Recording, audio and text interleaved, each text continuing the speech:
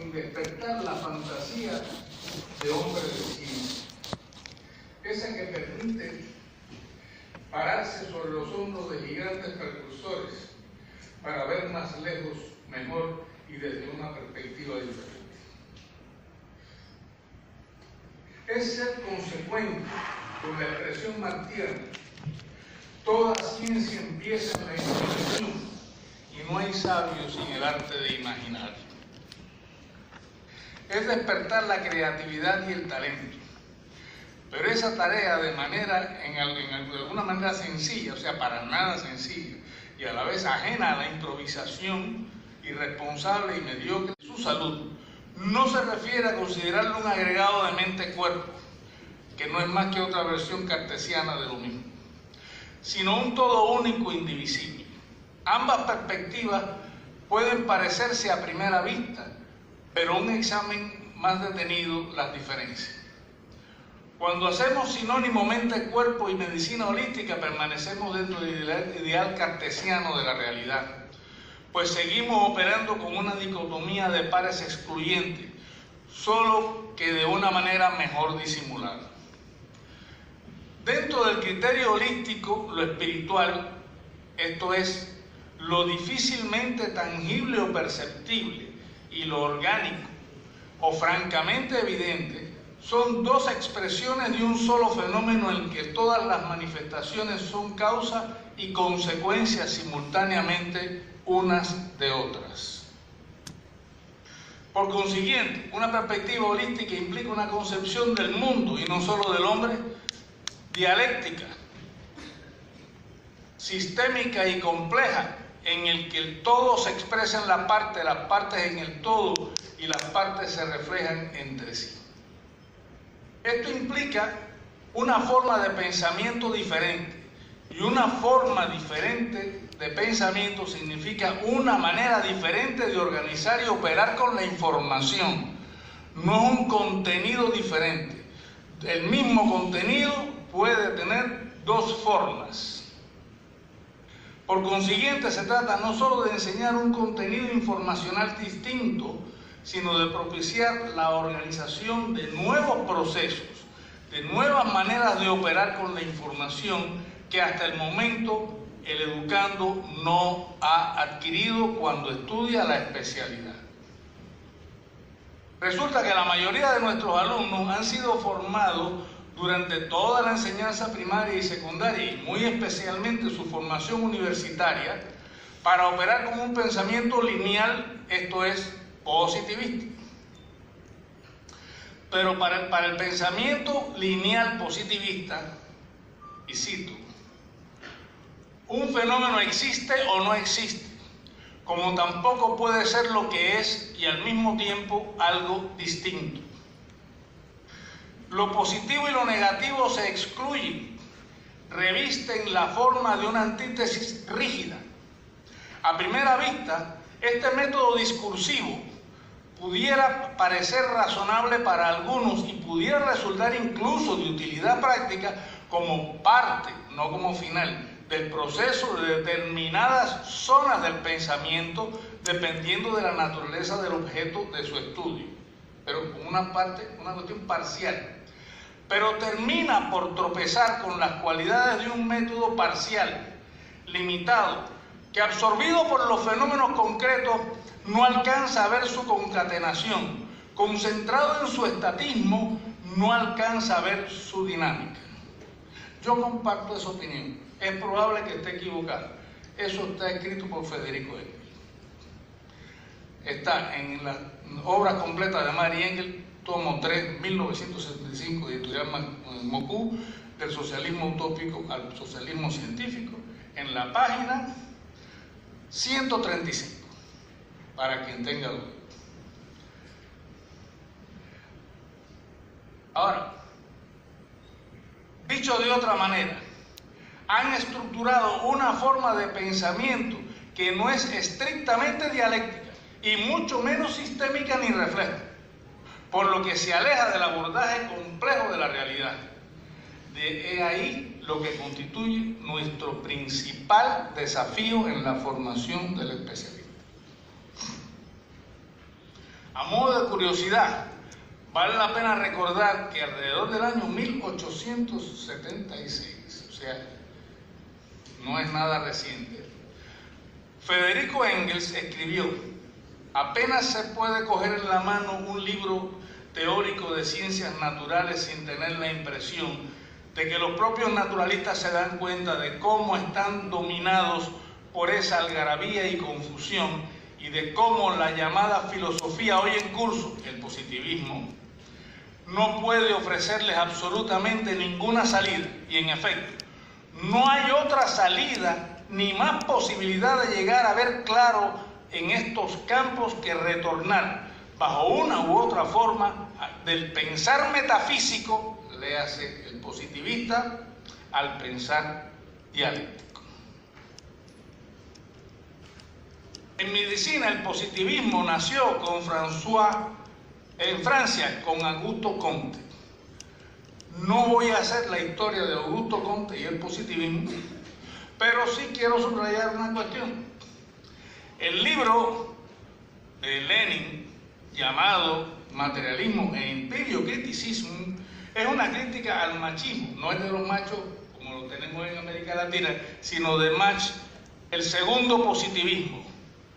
O sea, todas las críticas del carácter lineal, rígido, no dialéctico y no científico, por no ser rigurosamente atenido a la realidad, del positivismo, que es la ciencia y el método que tenemos hoy. Ahora, se trataba de ese positivismo naturalista, descrito así, nada más y nada menos que por Claudio Bernard, que es el padre del método científico en medicina.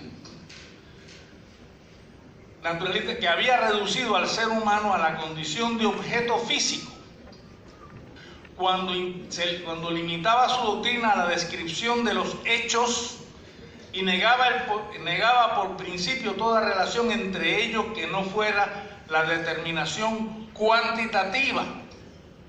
Exactamente lo que nos sucede. Nada tiene de extraño, que con la penetración del positivismo en el pensamiento médico comenzase el patólogo a despegar la causa morbosa o del proceso morboso, haciendo caso omiso tanto de la naturaleza específica y de la situación propia del cuerpo enfermo, como del sentido que tiene la enfermedad para el ser que la padece. Esa es una cita del doctor Pedro Laín Entralgo, uno de los más eminentes profesores de historia de la medicina español en época de Franco. Y profesores en época de Franco no eran de izquierda, ni eran liberales, ni eran nada de eso. Esa definición es de 1943. Fíjense que no estoy descubriendo nada. Entonces, no me voy a detener en las características del positivismo, etcétera, para acortar un tiempo, y sí me voy a resumir más o menos las características principales del positivismo en síntesis. Son: estimar que la percepción no es capaz de darnos más que una representación confusa de los fenómenos, y por ese camino inducirnos a error, y que es la razón la que es capaz de reconocer la realidad. Que esa capacidad de reconocer lo real le viene dado por una intuición propia, y que la exactitud la vemos solo a través de nuestras ideas y de las matemáticas. Ahí están mezcladas las ideas de Descartes con las de Auguste Comte. No quiero detenerme en eso para caer. Dentro del grupo de modalidades holísticas de la medicina se encuentra la medicina china tradicional. Tomemos esta, es la que yo conozco un poco mejor, como núcleo de nuestro análisis. Cuando se enseña medicina china tradicional, uno de los temas iniciales, cuando no de los primeros, que se abordan son las teorías yin-yang y de los 5 movimientos o Wuxing.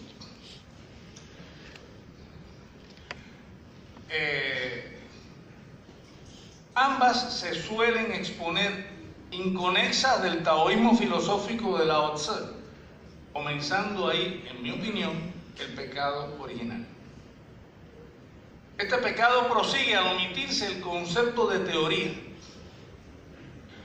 porque una teoría no es una especulación, no. Una teoría es una herramienta del intelecto humano que se emplea en la interpretación y en la previsión de los hechos de alguna manera y de alguna medida perceptibles, así como de los procesos que los provocan. Por consiguiente, sirve para ordenar la realidad y para suponer y luego encontrar evidencias y verificaciones de los mecanismos que provocan los fenómenos que tienen lugar en esa suerte de caja negra que constituye lo desconocido o el misterio, como le llamara Lao Tse en su Tao Te Ching. Porque se expone la teoría de Yin-Yang como una secuencia o serie de conceptos opuestos, como izquierda y derecha, agua y fuego, frío, calor, verano, invierno, etc. Esta secuencia de antítesis rígidas está justificada por 5 principios rectores. El primero es su carácter infinito, que con frecuencia ni se menciona. Después viene oposición, interdependencia, crecimiento y decrecimiento e intertransformación. Pero se suelen exponer como cualidades en cierta medida inconexas. Crecen y decrecen, se oponen, se intertransforman, se complementan.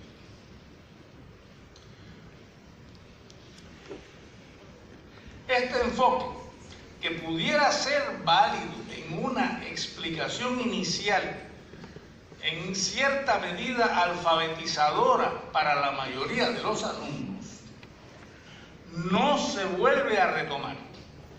Al no exponerse como una relación dialéctica, sistémica, refleja y compleja, no se aborda desde la perspectiva fundamental de su verdadera naturaleza.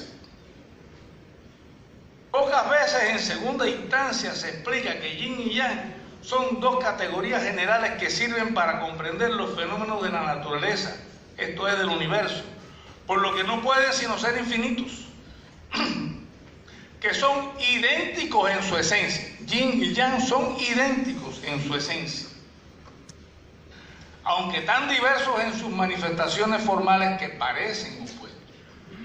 Gracias a ser idénticos, crecen y decrecen a la vez que se transforman y se complementan, porque no pudieran intertransformarse si no fueran idénticos en su esencia, ni pudieran garantizar la identidad de la mayoría. Fíjense, los que desarrollan y sistematizan la teoría de Yin-Yang y Wuxing es la escuela de los naturalistas presidida por Zhou Yang. Se llaman los naturalistas porque dieron una explicación sobre la base de las leyes que rigen los fenómenos de la naturaleza a lo que estaban observando.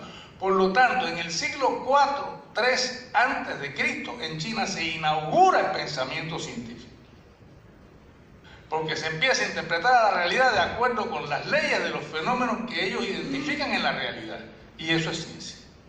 Aunque, por supuesto, eso es perfectible, no es que sea perfecto desde su origen.